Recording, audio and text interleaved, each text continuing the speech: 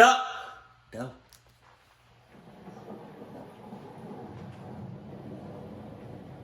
Right. Hi everyone, and welcome back to the channel. According to research, there are over 40 million households just in America alone who own a dog. I'm sure that many people listening right now have dogs of their own. Anybody that does knows how important it is to take them on walks regularly. Some people walk their dogs in local streets or neighborhoods, or even dog parks. It's always possible for scary things to happen during them. In today's video, you will hear some true and creepy tales from dog walkers who listened to the channel and wrote in their own experiences. But before we start, I want to say thank you to Raid Shadow Legends for sponsoring today's video. Okay, I was like, because I've been reacting to his videos for a little minute now, and he almost never starts off the video like that. So I was like, why is he talking like that? And then I realized it's an ad. Raid is the first game to bring a true console-level experience to your phone. With over 600 champions... Yeah, while you do that, I'm just go ahead and just skip all this. Yeah, skip that. This is a long-ass ad. This ad is so... Okay, here we go. Here we go. Thank you. That was almost a 2-minute ad. Oh my God. I own a 3-year-old lab named Brian. I walk Brian almost every day.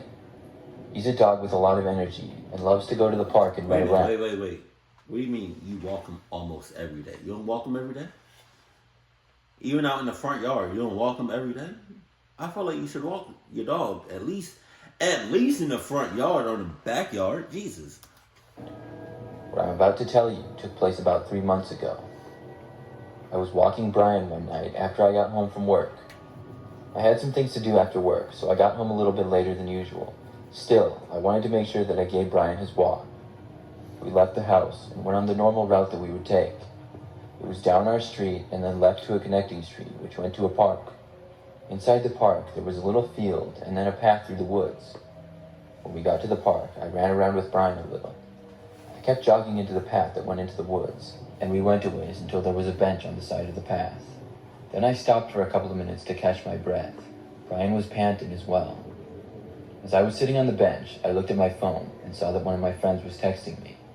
I went to respond, but as I was typing, Brian suddenly started barking and tugging at his leash. At first, I assumed it was just a squirrel or something. Although Brian is usually very well behaved, sometimes he will get really excited when seeing a squirrel or another animal. I finished sending my text, then looked at what Brian was barking at. I didn't see a squirrel, and I told Brian to calm down. I figured whatever animal he was after had ran into the woods. There were thick woods on both sides of the path, and just a few feet behind the bench I was sitting on. Brian kept barking though, and it seemed as though he was barking in the direction of a large tree just inside the woods. I stood up and walked over to it. I looked around the woods and listened. It was strange because it was very quiet and I didn't see or hear anything. I tried to help Brian calm down, but as I bent down to the ground and got to a lower angle, I now saw something. It was coming from the tree right in front of my face.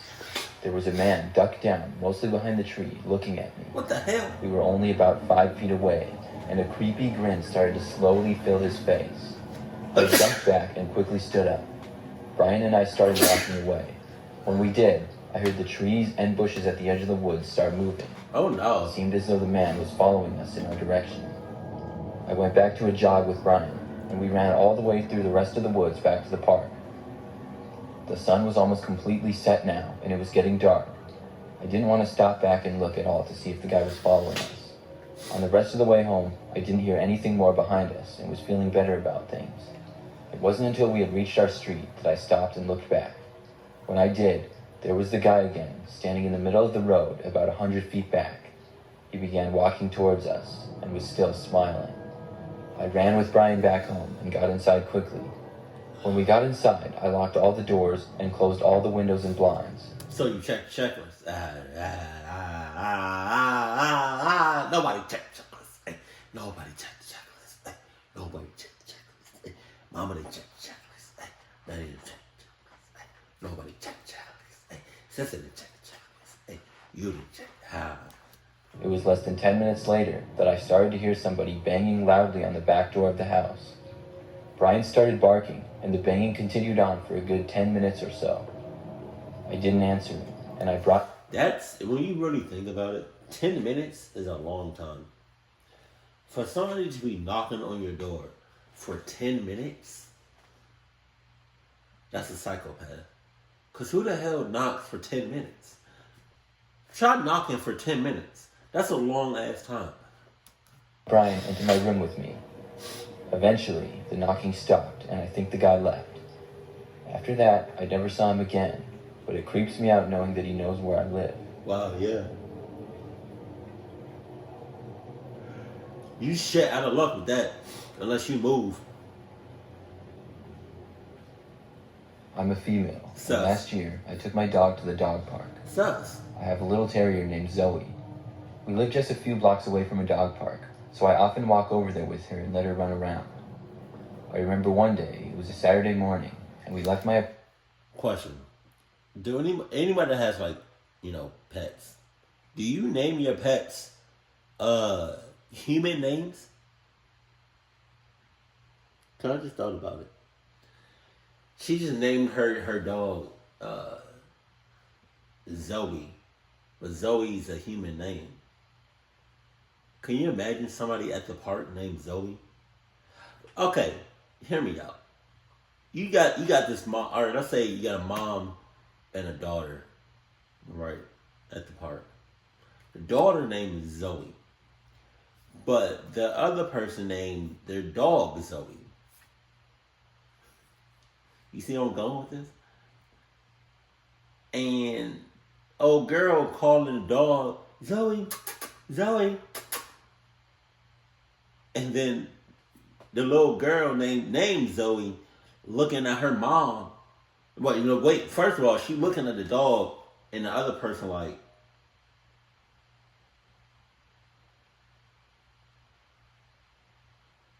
look back at the mom. Mom.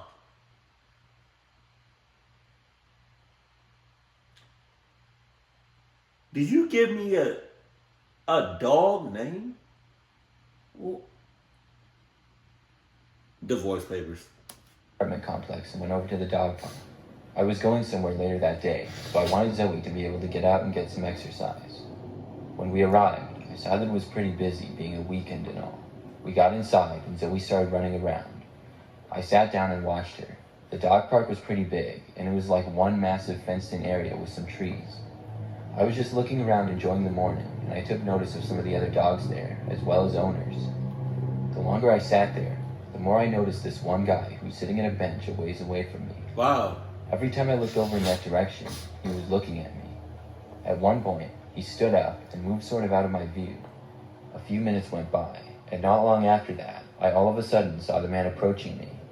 He sat down right next to me on the bench I was sitting on. Wow. He didn't say hi or anything, he was just sitting there. He was also wearing an almost winter jacket and a hat, even though it was very warm and sunny. I certainly didn't know him, and as we were both just sitting there looking around, things started to feel very awkward. I decided to try to make some friendly conversation with the man, and I turned and said hi. He said hi back to me, and I asked him which dog was his. The man paused for a few seconds, and then said it was running around somewhere. He seemed sort of sketchy to me, and I was wondering if he even had a dog here. We both kept sitting there in silence for a few more minutes. Out of the corner of my vision, it seemed like the man kept looking over at me and staring. It got too uncomfortable for me, and I got up and went over to get Zoe. As I walked over, I could sense the man staring at me still. I picked up Zoe, and we walked out of the dog park. As soon as I left, I saw the man walking out behind me.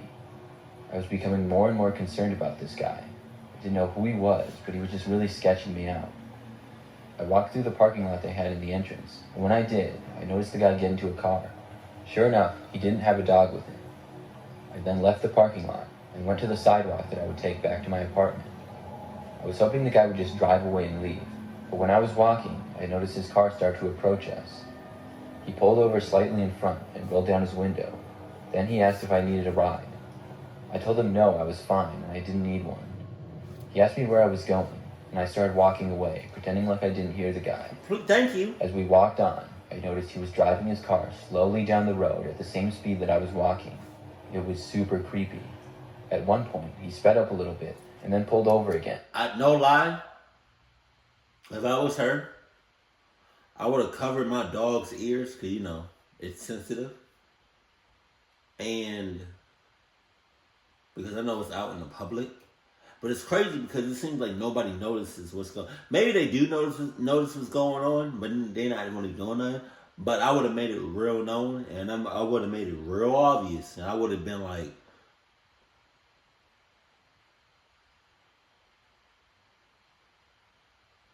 dead ass. But this time he was a good 50 feet ahead. When I saw this, I really didn't want to walk past him again, and I decided to just cross the road right then and there. Luckily, no other cars were coming at the exact moment, and I was able to.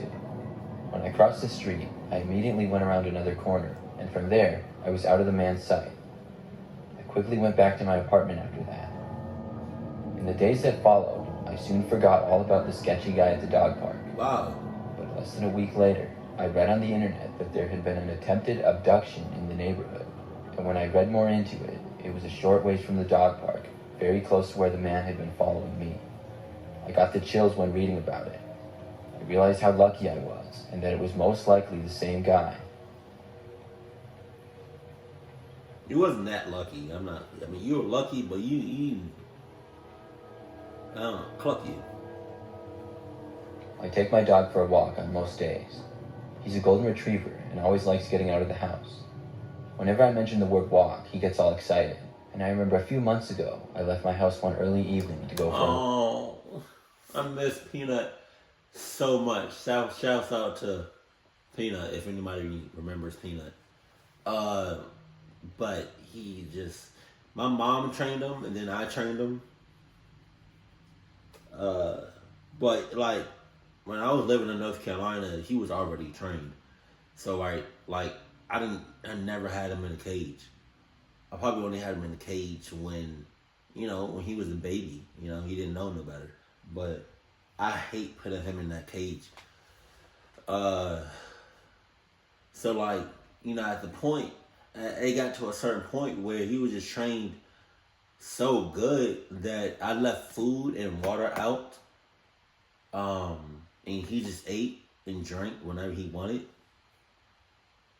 And whenever he used the bathroom, he would either sit by the door, or if I didn't take him out in a while, I would say bathroom or outside, and he would do this. Or if I said like bathroom or outside, he would like run to the front door or something like that. Or he would get like a little excited because that's what was his. Oh God, I miss Peanut. Wanna go outside? Oh my God. Okay. Oh shit, I'm getting emotional. All right. walk with him. We live in a pretty crowded but typical neighborhood with lots of houses. Because of this, my dog doesn't have a whole lot of space to run around in the yard, so I try to walk him as much as I can. When I left that night, it was sort of getting dark out, but I didn't really care. I knew the neighborhood well, and it wasn't dangerous or anything like that. In the whole time I had been living there, I didn't know of anything strange that had ever happened, and it was generally pretty quiet. I walked my dog around the block. It usually took about 30 minutes or so if I had to guess. And when I was arriving back in front of my house, I noticed that it looked like there was somebody standing at my front door. Oh my God. I was still a ways away, so I couldn't tell who they were. But at this hour, I didn't know why anybody would be there. I didn't get a whole lot of people at my front door anyways, so this was really strange. I stopped where I was and watched. The person was just standing there at my front door with his back to me. I was hoping my dog wouldn't see the guy and start barking. I backed up just a little bit, but kept watching the man. Eventually, I saw him walk down the steps, and I thought he was going to walk away, but instead, he walked back around the side of my house towards the backyard. That's when you would have called the police, tell them, hey, there's some igga at my house, haul ass over here. No, don't put on no sirens, don't make no noise, just come here and just get this person before I do. I kept watching, but he didn't come back. A few minutes went by, and I decided to go inside. What? I figured that maybe the guy was going to the street behind my house. Are you dead? Are you dead ass?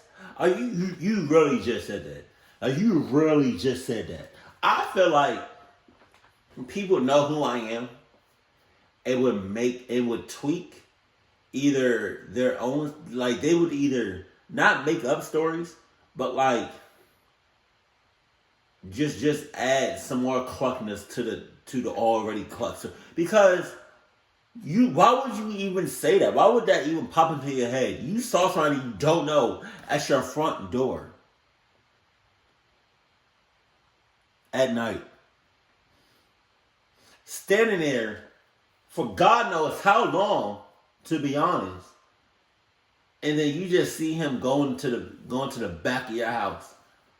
If he wanted to go to the street, he would have stayed on the street. A bad feeling about it. Got inside my house and went into the kitchen to cook some food. Oh my God. I was planning on making some tacos and was starting to prepare my cooking area. When I was doing so, I had to open my pantry door to get some ingredients. As soon as I opened the door, I saw the man standing there right inside, staring at me.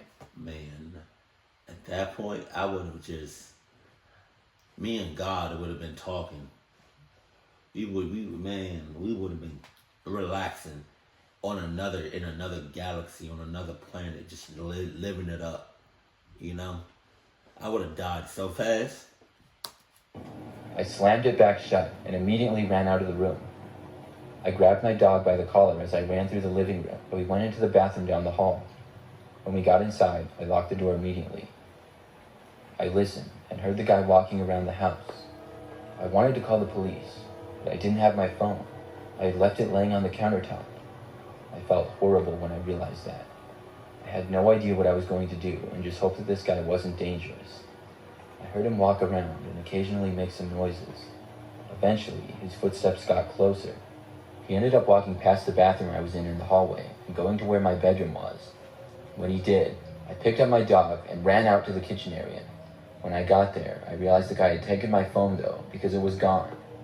I opened the back door and ran out with my dog all the way to my neighbor's house. I knocked on their door, and thankfully they answered. I told them everything, and they were nice enough to call the police for me. We waited on their front porch, and when the police arrived, they searched my house, but never found the guy anywhere. When I went back in, a few things were missing, including my phone. I had to buy a new one after that, but all in all, my dog and I were just fine.